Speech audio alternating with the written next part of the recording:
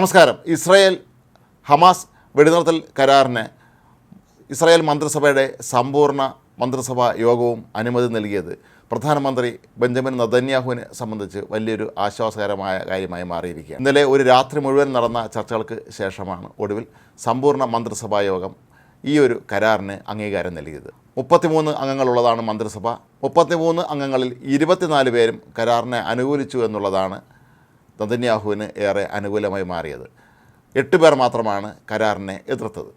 നേരത്തെ പലരും സംശയം ഉന്നയിച്ചിരുന്നു, ഈ മന്ത്രിസഭയിലെ പല മന്ത്രിമാരും ഈ കരാറിന് എതിരാണ് എന്നും അവരെല്ലാം തന്നെ കൂട്ടത്തോടെ ഈ കരാറിനെ എതിർത്ത് വോട്ട് ചെയ്യും എന്നല്ല. ഏതായാലും അത്തരത്തിലുള്ള കാര്യങ്ങളൊക്കെ തന്നെ അസ്ഥാനത്താക്കിക്കൊണ്ടാണ് ഇപ്പോൾ സമ്പൂർണ്ണ മന്ത്രിസഭാ യോഗം ഈ കരാറിന് അംഗീകാരം നൽകിയിരിക്കുന്നത്. കഴിഞ്ഞ ദിവസം നടന്ന സെക്യൂരിറ്റി ക്യാബിനറ്റും ഇത് സംബന്ധിച്ച കാര്യങ്ങൾക്ക് അംഗീകാരം നൽകിയിരുന്നു. എങ്കിലും മന്ത്രിസഭയുടെ സമ്പൂർണ്ണ യോഗം അംഗീകാരം നൽകിയാൽ മാത്രമേ ഈ വെടിനിർത്തൽ കരാർ നിലവിൽ വരികയുള്ളൂ എന്നുള്ളതാണ് അതിൻ്റെ നിയമവശം. ഏതായാലും ഇത് സംബന്ധിച്ച് ഔദ്യോഗിക പ്രഖ്യാപനം ഇസ്രായേൽ സർക്കാർ നടത്തിയിട്ടുണ്ട്. ഇന്ന് പുലർച്ചയോടുകൂടിയാണ് പത്രക്കുറിപ്പ് ഇവർ ഇറക്കിയിട്ടുള്ളത്. ബന്ദികളുടെ മോചനത്തിൻ്റെ ആദ്യഘട്ടവും നാളെ മുതൽ ആരംഭിക്കുമെന്നാണ് കരുതപ്പെടുന്നത്.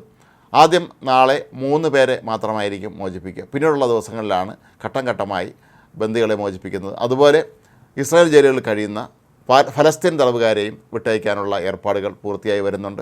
പ്രധാനമന്ത്രി നെതന്യാഹു പറയുന്നത് ഹമാസ് വീണ്ടും കരാർ ലംഘിച്ചാൽ അതിശക്തമായ തോതിൽ ഞങ്ങൾ തിരിച്ചടിക്കും എന്ന് തന്നെയാണ്.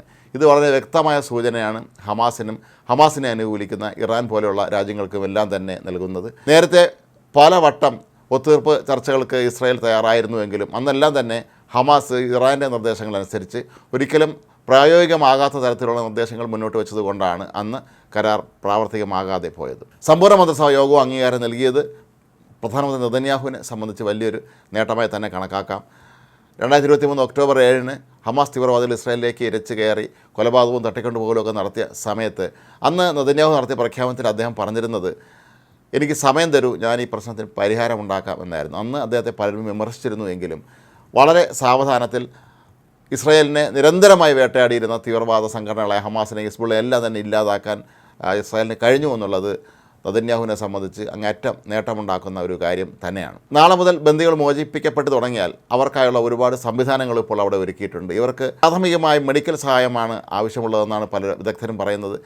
ഒരു വർഷത്തിലധികമായി തടവറയിൽ കഴിഞ്ഞ ബന്ദികളെ സംബന്ധിച്ച് അവരുടെ മാനസിക അവസ്ഥ പോലും ഒരുപാട് മാറിയിരിക്കാം.